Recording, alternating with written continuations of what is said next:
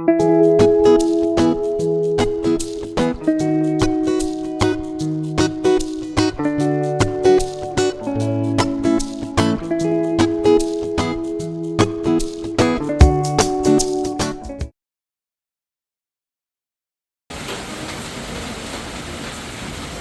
മഴ കേട്ടോ. അപ്പോൾ നമ്മുടെ ചോക്കൊക്കെ ഇതാ കൂട്ടിക്കേറിയിരുന്നു ബെഡിലാണ്.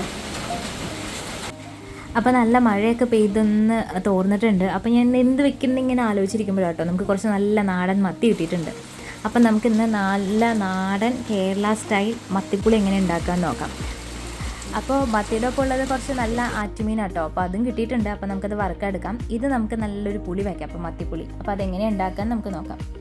അപ്പോൾ നമ്മൾ മീനൊക്കെ ക്ലീൻ ചെയ്ത് കൊണ്ടുവന്നിട്ടുണ്ട് കേട്ടോ. അപ്പോൾ നമുക്കിനി മീൻ കറി വെക്കുന്നത് എങ്ങനെയാണെന്ന് നോക്കാം കേരള സ്റ്റൈലിൽ. അപ്പോൾ ഇതിന് വേണ്ടി ഇൻഗ്രീഡിയൻസ് ഞാൻ അവിടെ കാണിക്കുന്നുണ്ട്. ഒരു സവോള എടുത്തിട്ടുണ്ട്, 3 പച്ചമുളക് എടുത്തിട്ടുണ്ട്, ഒരു വലിയ തക്കാളി, 2 തണ്ട് കറിവേപ്പില, ഒരു തുണ്ട് ഇഞ്ചി, പിന്നെ ഒരു 7 ചെറിയുള്ളി എടുത്തിട്ടുണ്ട്. ഇത് ലാസ്റ്റ് താളിക്കാനാണ് കേട്ടോ. അപ്പോൾ ഇത്രയാണ് ഇതിന് വേണ്ടി ഇൻഗ്രീഡിയൻസ് എന്ന് പറയുന്നത്. പിന്നെ കുറച്ച് തേങ്ങ എടുത്തിട്ടുണ്ട്. പിന്നെ ഒരു നാരങ്ങ വലുപ്പത്തിൽ പുളി എടുത്തിട്ടുണ്ട്. അത് ഞാൻ ചുടുവെള്ളത്തിലിട്ട് വെച്ചിരിക്കുകയാണ്. അപ്പോൾ ഇത്രയൊക്കെയാണ് നമുക്കിതിന് വേണ്ട ഇൻഗ്രീഡിയൻസ്. ഇനി നമുക്കിത് അരിഞ്ഞെടുക്കാം. സവോള,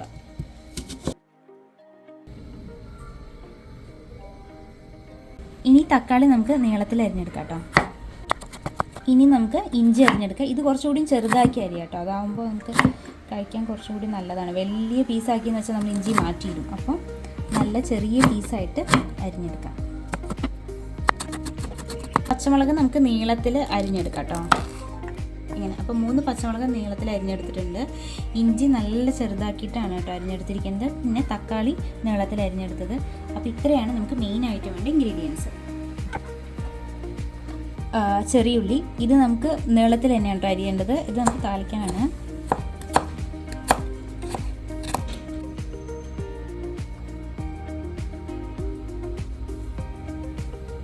ആദ്യം നമ്മൾ വെളിച്ചെണ്ണ കേട്ടോ ഒഴിക്കുന്നത്. കുറച്ച് വെളിച്ചെണ്ണ ഒഴിച്ചിട്ടുണ്ട്. അപ്പോൾ എണ്ണ ചൂടായിട്ടുണ്ട്. നമുക്കിതിലേക്ക് സവാള ഇട്ട് കൊടുക്കാം കേട്ടോ. സവാള പെട്ടെന്ന് ഒന്ന് മൂക്കാൻ വേണ്ടിയിട്ട് നമുക്ക് അതിനകത്ത് കുറച്ച് ഉപ്പ് ചേർത്ത് കൊടുക്കാം. കുറച്ച് മതി കേട്ടോ, ഇതൊന്ന് വാടാൻ വേണ്ടിയിട്ടാണ്. അപ്പോൾ നമ്മുടെ സവാള എല്ലാം നന്നായിട്ട് മൂത്ത് വന്നിട്ടുണ്ട്. അപ്പോൾ എല്ലാം ഒന്ന് വഴണ്ടു, നല്ലൊരു കളറൊക്കെ ചേഞ്ച് ആയിട്ടുണ്ട്. ഇനി നമുക്കിതിലേക്ക് പൗഡറുകൾ ആഡ് ചെയ്ത് കൊടുക്കാം. അതിന് നമ്മൾ സിം ആക്കിയിട്ടാണ് കേട്ടോ. 3 ടേബിൾ സ്പൂൺ മല്ലിപ്പൊടിയാണ് കേട്ടോ ഞാൻ ഇടുന്നത്. 3.5 ടേബിൾ സ്പൂൺ ഇട്ടുണ്ട്. ഇതിൽ 1 ടീസ്പൂൺ കാശ്മീരി ചില്ലിയാണ് കേട്ടോ ഇടുന്നത്. ഇതിലിതാ 1.5 ടീസ്പൂൺ സാദാ മുളക് പൊടിയും നമ്മൾ ആഡ് ചെയ്തിട്ടുണ്ട് കേട്ടോ. സിമ്മിൽ വെച്ചിട്ട് തന്നെയാണ് കേട്ടോ. ഇതിൻ്റെ പൊടികളുടെ പച്ചമണം മാറുന്നത് വരെ നമുക്ക് നന്നായിട്ടൊന്ന് ഇളക്കി കൊടുക്കും. നമ്മുടെ പൊടികളൊക്കെ നന്നായിട്ടൊന്ന് പച്ചമണമൊക്കെ മാറിയിട്ടുണ്ട്. ഇതിലേക്ക് 1 തക്കാളി ചെറുതാക്കി അരിഞ്ഞത് നമുക്ക് ചേർത്ത് കൊടുക്കാം, നീളത്തിലരിഞ്ഞത്. ഇനി ഇതും കൂടിയും ചേർത്ത് നന്നായിട്ടൊന്ന് ചൂടാവും വരെ ഒന്ന് ഇളക്കി കൊടുക്കാം. അപ്പോൾ നമ്മുടെ മസാലകളൊക്കെ സെറ്റായിട്ടുണ്ട് കേട്ടോ. അപ്പോൾ മസാലയിൽ ഒക്കെ നല്ല മണമൊക്കെ വന്നു തുടങ്ങി. ഇതിന്ന് നമുക്ക് കുറച്ച് മസാല അരയ്ക്കാനായിട്ട് എടുക്കാം. അപ്പോൾ സവാളയും തക്കാളിയും മസാല കൂട്ടിട്ട് ചൂടാക്കിയത് ഇത് ഞാൻ മാറ്റി വെച്ചിട്ടുണ്ട്. ഇത് അരയ്ക്കാൻ വേണ്ടിയിട്ടാണ്. അപ്പോൾ ബാക്കിയുള്ളതാ ഇഞ്ചി ചെറുതാക്കി അരിഞ്ഞത് ഇതിനകത്ത് നമുക്ക് ചേർത്ത് കൊടുക്കാം. അതുപോലെ തന്നെ 3 പച്ചമുളക്, 1 തണ്ട് കറിവേപ്പില.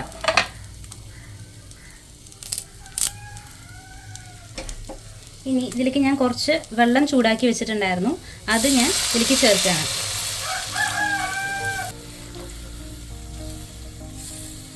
ഇപ്പം നമ്മൾ അടുപ്പ് ഓഫ് ചെയ്തിട്ടുണ്ട് കേട്ടോ. ഇനി ഇതിലേക്ക് ഞാനൊരു ചെറിയ ചെറുനാരങ്ങയുടെ വലുപ്പത്തിലാണ് ഞാൻ പുളി എടുത്തിട്ടുള്ളത്. സാധാ വാളംപുളിയാണ് കേട്ടോ എടുത്തിരിക്കുന്നത്. അപ്പോൾ ഇത് നമുക്ക് നന്നായിട്ടൊന്ന് പിഴിഞ്ഞ് ഇതിനകത്ത് ചേർക്കാം.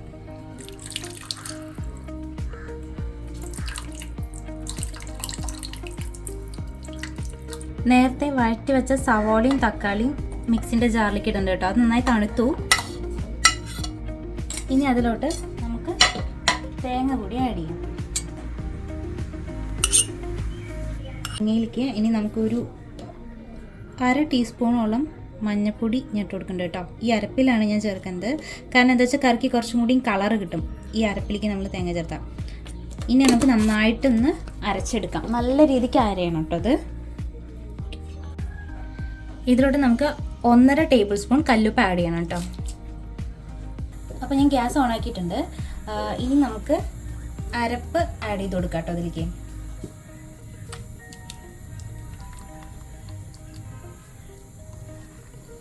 ഇതിൽ കല്ലുപ്പ് തന്നെ ചേർക്കാൻ നിങ്ങൾ ശ്രദ്ധിക്കണം കേട്ടോ. കാരണം കല്ലുപ്പാണ് ഈ കറിക്ക് കുറച്ചും കൂടി നല്ല ടേസ്റ്റ് കൊടുക്കുക. പിന്നെ അതുപോലെ തന്നെ മഞ്ഞൾപ്പൊടി അരപ്പിൻ്റെ ഒപ്പം ചേർക്കണം.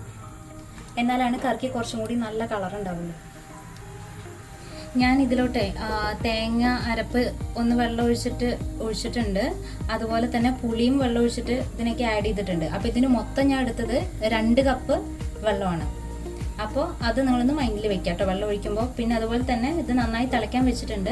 ഇത് തിളച്ചതിന് ശേഷം ഇതിൻ്റെ ഉപ്പൊന്ന് ടേസ്റ്റ് ചെയ്ത് നോക്കുക. ഉപ്പ് ഓക്കെ ആണെന്നുണ്ടെങ്കിൽ നമുക്ക് ഇതിലേക്ക് മത്തി ആഡ് ചെയ്ത് കൊടുക്കാം.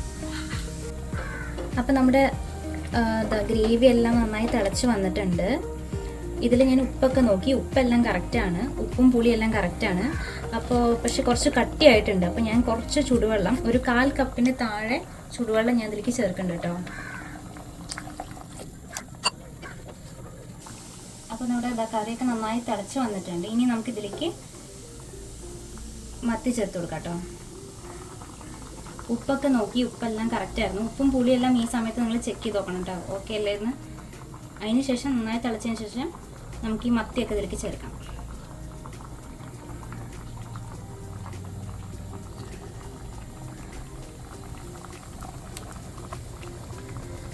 ഇനി നമുക്ക് ഈ കറി ഒന്ന് മൂടി വയ്ക്കാം ഒരു 5 മിനിറ്റ് നേരത്തേക്ക്. മത്തിക്ക് അധികം വേവില്ല, അതുകൊണ്ട് പെട്ടെന്ന് തന്നെ ആവും. അപ്പോൾ നമുക്കൊരു 5 മിനിറ്റ് നേരം ഒന്ന് മൂടി വെച്ച് വേവിക്കാം.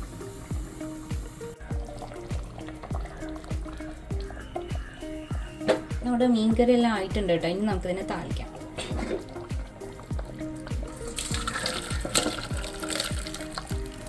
എണ്ണ ചൂടായിട്ടുണ്ട് കേട്ടോ. ഞാൻ നാടൻ വെളിച്ചെണ്ണയാണ് ചേർത്തിട്ടുള്ളത്. ഇനി ഇതിലേക്ക് കുറച്ച് ഉലുവ ചേർത്ത് കൊടുക്കാം. ഇതിലേക്ക് കുറച്ച് ഉള്ളിയും അതുപോലെ തന്നെ കറിവേപ്പിലയും ചേർത്തിട്ടുണ്ട്. ഇനി ഉള്ളി നല്ല ഗോൾഡൻ ബ്രൗൺ കളർ ആവുന്നത് വരെ നന്നായിട്ടൊന്ന് ചൂടാക്കണം. ചെറിയുള്ളി എല്ലാം നല്ല രീതിയിൽ ഗോൾഡൻ ബ്രൗൺ കളർ ആയിട്ടുണ്ട്. ഇതിലേക്ക് നമുക്കൊരു 1/4 ടീസ്പൂൺ കാശ്മീരി ചില്ലി ഇട്ട് കൊടുക്കുന്നുണ്ട് കേട്ടോ. അത് കുറച്ച് കളർ കിട്ടാൻ വേണ്ടിയിട്ടാണ് കറിക്ക്. ഇനി ഒന്ന് ഇളക്കിയിട്ട്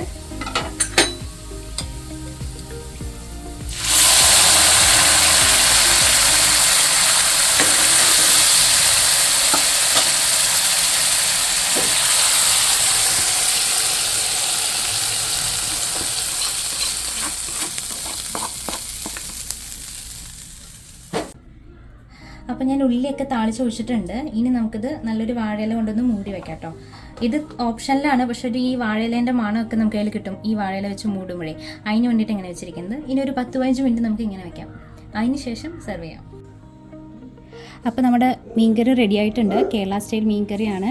അപ്പോൾ എല്ലാവരും ഇതൊന്ന് ട്രൈ ചെയ്ത് നോക്കണം. ഈസി ആയിട്ടുള്ളൊരു റെസിപ്പിയാണ്. നിങ്ങളുടെ ഫീഡ്ബാക്ക് നിങ്ങൾ കമൻസിൽ പറയണം. അതുപോലെ തന്നെ കൂടുതൽ വീഡിയോസ് കാണാനായിട്ട് നമ്മുടെ ചാനൽ ഒന്ന് സബ്സ്ക്രൈബ് ചെയ്യണം. അപ്പോൾ വീണ്ടും കാണാം പുതിയൊരു വീഡിയോ ആയി.